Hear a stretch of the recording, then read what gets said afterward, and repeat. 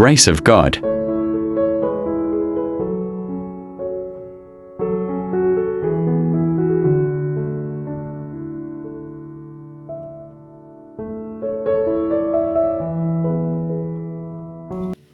ඔන්න එක්තරා දේශපාලඥයෙක් පිටිසර ගමකට යනවා. දුප්පත් ගමකට යනවා. ගමනකට ගිහිල්ලා මේ දේශපාලඥයා අපි කියන අර ඡන්දගුණ්ඩු කියලා, ඒ කියන්නේ ඡන්ද කාලේ තියෙන දේශනයන් තියෙන කතාබහ තියෙන මේ වගේ දෙයකට තමයි යන්නේ.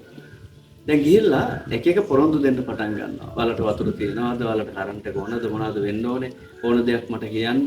එතකොට මම කොහොම හරි ඔයාලව හොඳ තැනකට ගේන්න. ඔයාලා ඉල්ලන්න ඕන දෙයක් මම ඒ දේ දෙනවා. මෙන්න මේ වගේ කතා කියාගෙන යද්දි එක මිනිස්සෙක් කියනවා සර් අපිට පාරවල් නැහැ සර්, හොඳ පාරවල් නැහැ යන්න. හදිස්සියකට බෙහෙතක් ගන්න ඉස්පිරිතාලයකට ය아가න්න විදියක් නැහැ. ගොඩක් දුර තියෙන්නේ. මොන හරි කරදරයක් වුණාම අපිට හොඳ පාරක් නැහැ. වාහනයක් දාගන්න විදියක් නැහැ. ඉතින් හොඳ පාරක් හදලා දෙන්න.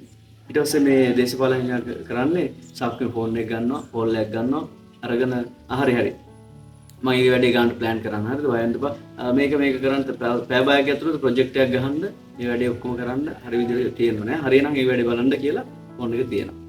තව මොනවද වෙන්න ඕනේ? තව මොනවද ඔයගොල්ලන්ට මගෙන් වෙන්න ඕනේ කියලා මිනිස්සුන්ගෙන් අහනවා. ඒතකොට තව මිනිස්සෙක් නැගිටලා කියනවා සර් අපිට කරන්ට් එක නෑ. අපි මාර අමාරුවෙන් දරුවට පාඩම් කරගන්න විදියක් නැහැ. කරන්ට් එක නැතුව කිසිම දෙයක් කරන්න බෑ නිසා අපිට කරන්ට් එක අරන් දෙන්න. ඊට පස්සේ දේශපාලඥයා නැවත ෆෝන් එක ගන්න. අරගෙන ආයෙ කෝල් එකක් දීලා ලේකම් මේක බලන්න මේ කරන්ට් එක නැහැලු මේ ගමට කරන්ට් එක පුළුවන් තරම් ඉක්මනට අරගෙන දෙන්න ඕනේ. හරිද? එහෙම කියලා ඒ පණිවිඩෙත් දෙනවා. ඊට පස්සේ ෆෝන් එකකින් ඉස්සරහම සාක්කුව දා ගන්නවා. ඊට පස්සේ තව මිනිස්සෙක් නැගිටිනවා. නැගිටලා කියනවා සර් අපිට වතුර නැහැ. බොණ්ඩ වතුර ටිකක් නෑ. වතුර ගේන්න කොච්චර දුර යන්න ඕනද? අපිට ওই නල පද්ධතියක් හදලා දෙන්න බෑද ගමට වතුර ටිකක් ඇද ගන්න.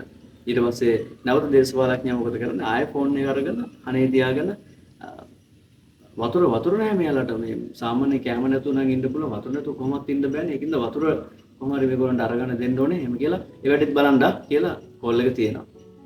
ඊට පස්සේ තව මිනිස්සෙක් කොහොමම ඊළඟ පාර නැගිටලා තව මිනිස්සෙක් කියනවා සර් අවුරුදු ගාණක් තිස්සේ අපේ ගමට ෆෝන් වලට කනෙක්ෂන් නැහැ.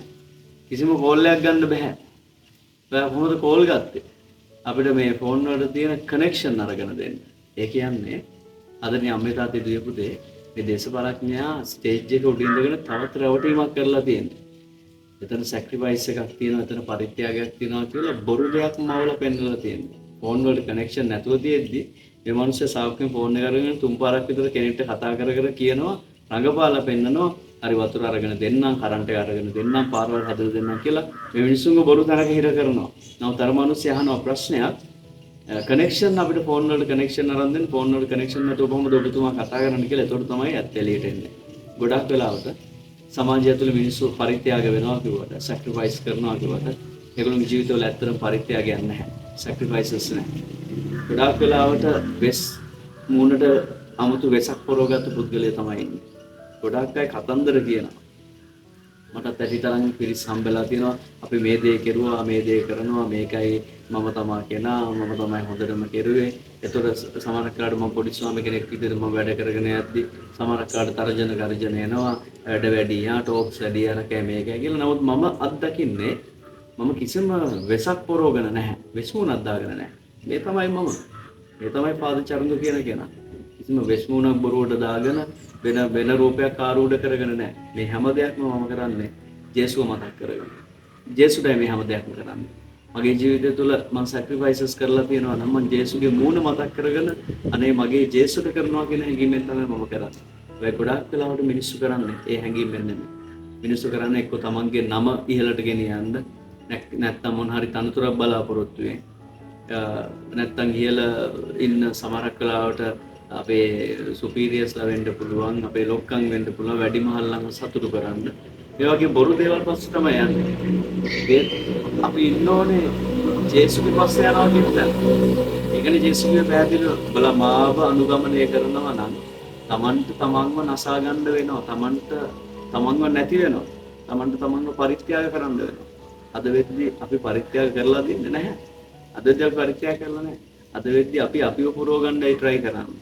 අපිට ඕනේ මගේ කොටසකෝ මටමයි ඕනේ මට අර තැනට යන්න ඕනේ, මට මේ තැනට යන්න ඕනේ, මේ වගේ ලොකු පුද්ගලයෙක් වෙන්න ඕනේ, මේ වගේ නමක් තියාගන්න ඕනේ, මේ වගේ වැජ වෙන්න ඕනේ, මම තමා කෙනා.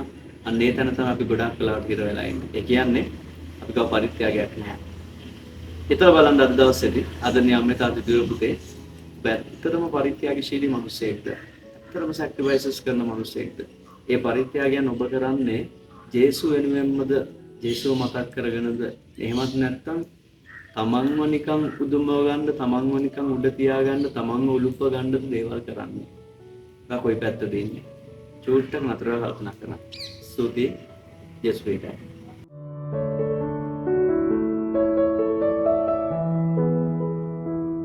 We are the Grace of God team.